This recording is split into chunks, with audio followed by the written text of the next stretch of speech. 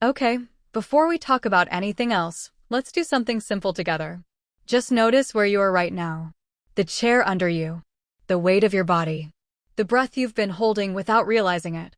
You're here. And that already matters. Welcome back to Coremates.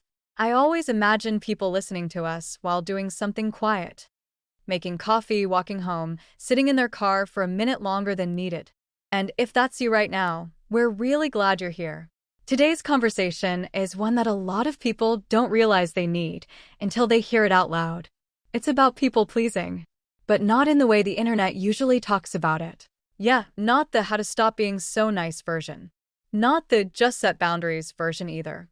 Because if it were that simple, most of us would have stopped years ago. Exactly. This isn't about fixing a bad habit. It's about understanding why being nice, easy, or helpful became a requirement for feeling safe. A lot of us learned really early that love came with conditions, that harmony mattered more than honesty, that being agreeable kept us connected. And we carried that lesson into adulthood without ever questioning it.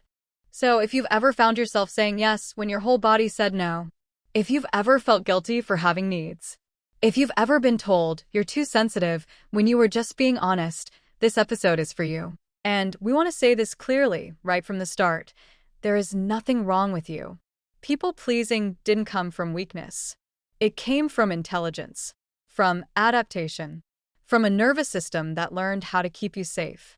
Today, we're not here to shame that part of you. We're here to understand it. And slowly, kindly, show it that it doesn't have to work so hard anymore. So get comfortable. Let this be a soft conversation, like two friends talking honestly, without needing to impress or perform. We'll talk about where people-pleasing actually comes from, how it lives in the body and the brain, and what it looks like to step out of it without becoming cold, distant, or afraid. Just more. You. Let's begin. You know what I've been thinking about lately? How often people call themselves people-pleasers, like it's a personality trait. As if they were just born this way. Like, oh, that's just me. I'm the nice one. Yes, but when you really listen to their stories, it never sounds random. It always sounds learned. Exactly. Because no child comes into the world thinking, I should shrink myself so others feel comfortable. That's not instinct. That's adaptation. People-pleasing usually begins in moments when a child realizes something very specific. My needs create tension. My feelings are inconvenient. Connection feels fragile. So the nervous system does what it's designed to do. It looks for a strategy that keeps love close. And sometimes that strategy is being good, being helpful, being easy, reading the room before speaking. Not because the child is weak, but because they're perceptive. Highly perceptive. Children who become people-pleasers are often very emotionally intelligent early on. They notice tone shifts, silence, micro-expressions. They learn if I stay agreeable, things stay calm.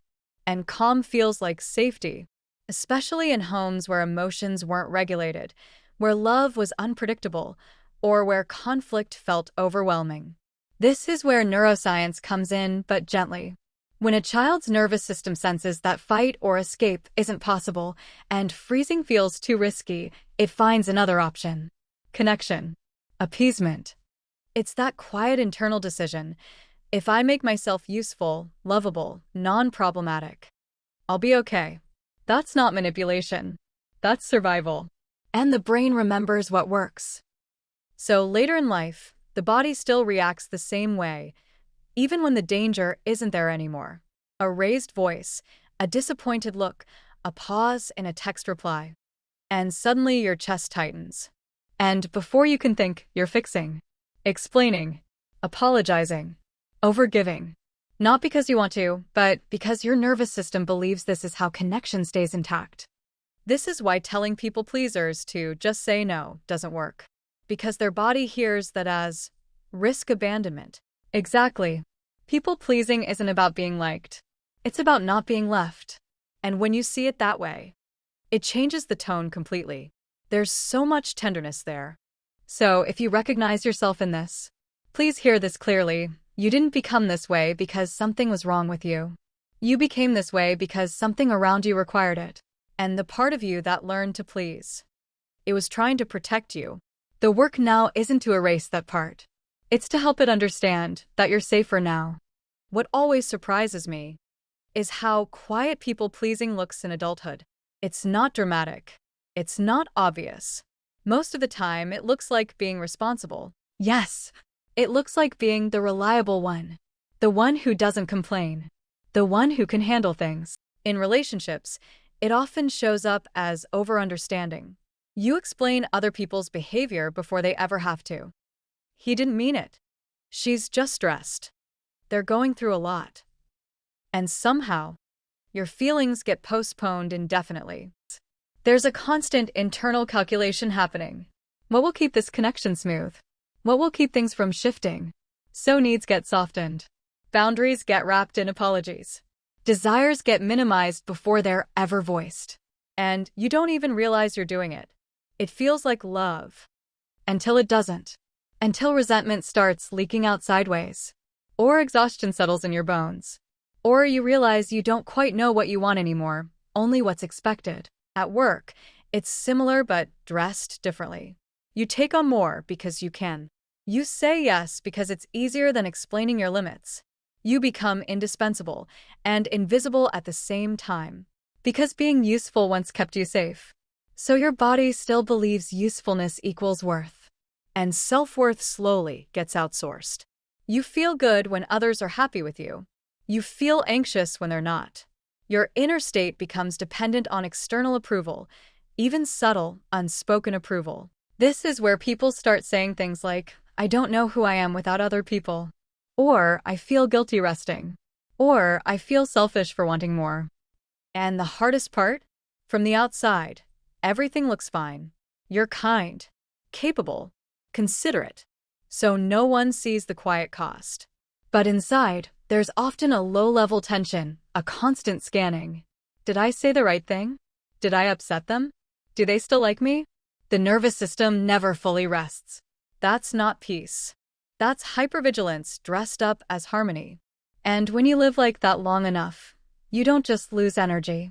You lose access to yourself. Which is why people-pleasing isn't just a relational issue. It's an identity issue. You know what makes this even more complicated? People-pleasing is one of the few survival responses that gets rewarded. Yes. No one tells you to stop. They thank you. They call you thoughtful, mature, easy to be around. You're the one who keeps the peace. And peace becomes your job. Exactly. So the nervous system gets a double message. This keeps me safe, and it gets me love.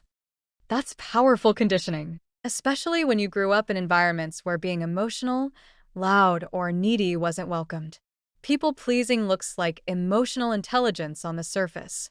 But underneath, it's often emotional self-erasure. And because it's socially acceptable, even admired, no one notices the cost. We don't call it trauma. We call it being good. I've noticed that people who people-please are often the last ones anyone worries about. They seem fine. They're coping. They're functioning. So they get overlooked, including by themselves. And over time, that praise becomes a trap.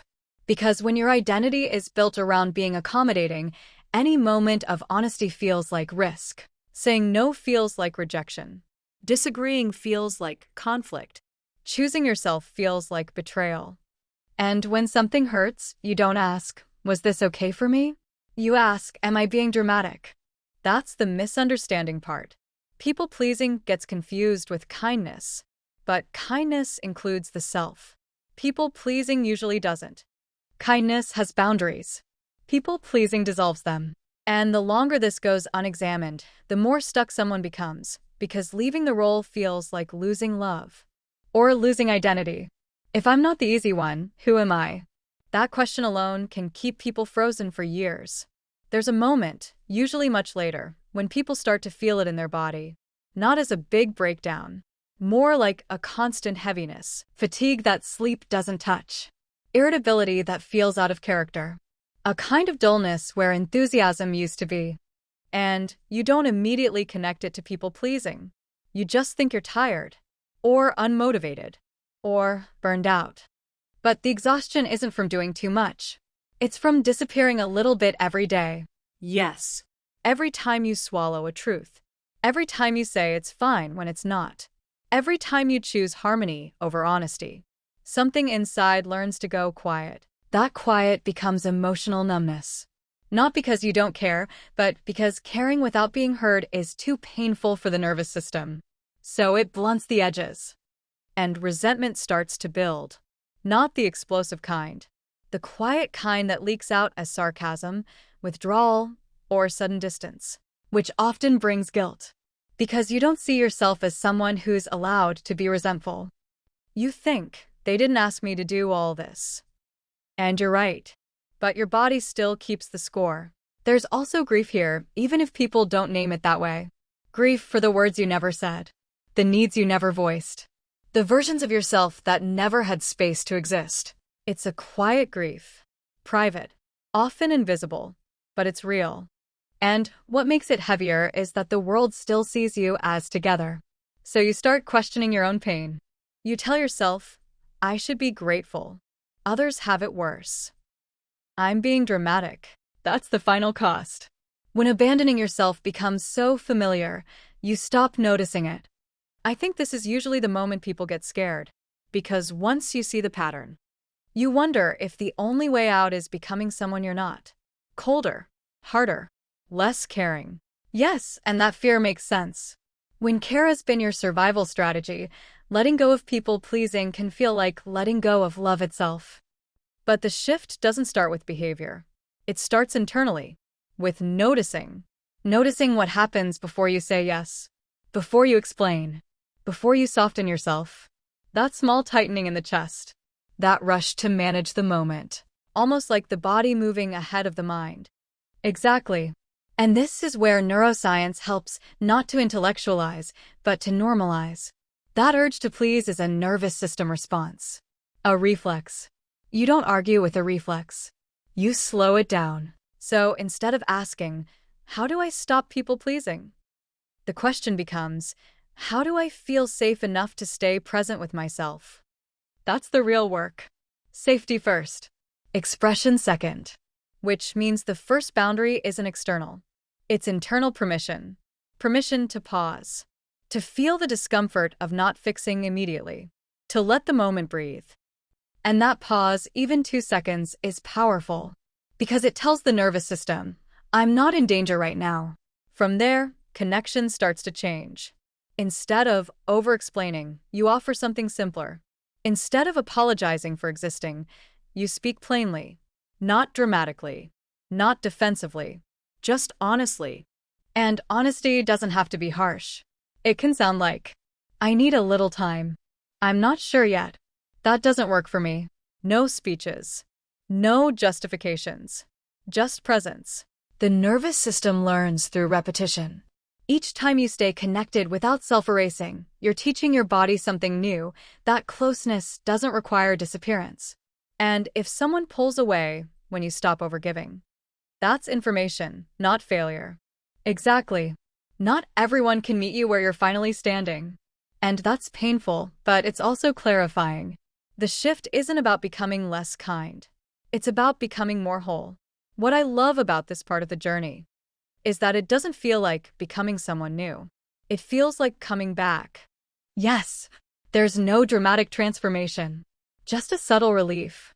Like exhaling after holding your breath for years. You start to notice small things. How your body feels calmer after a conversation where you didn't over-explain. How you don't replay interactions as much. How silence feels less threatening. There's more space inside. Not because life gets easier, but because you're no longer fighting yourself to keep everything together. And connection starts to feel different. Less performative. More real. You don't feel the same urgency to manage how others feel. Which means you can finally feel yourself. What you like. What you don't. What feels right in your body. Joy shows up quietly. Not the loud, overstimulating kind, but a grounded contentment. Moments of peace that don't need to be earned. And there's grief too. For how long you lived without this. For how much you gave before knowing you could choose differently. But even that grief feels cleaner. It moves through instead of getting stuck. You stop asking, am I too much? And start asking, Am I being true? That's when self-trust begins to rebuild. Slowly, gently, not through force, but through consistency. You learn that connection doesn't disappear when you stop people-pleasing. The right connections deepen. The fragile ones reveal themselves. And either way, you're no longer disappearing to keep others close. If this conversation felt familiar, or like it put words to something you've lived quietly for a long time, you're not alone. And you're not broken. You adapted. And now, you're allowed to soften that adaptation. Thank you for sitting with us today. If this episode resonated, take a moment to subscribe, follow, or share it with someone who might need this reminder. We'll be here, same space, same honesty. Until next time, stay close to yourself.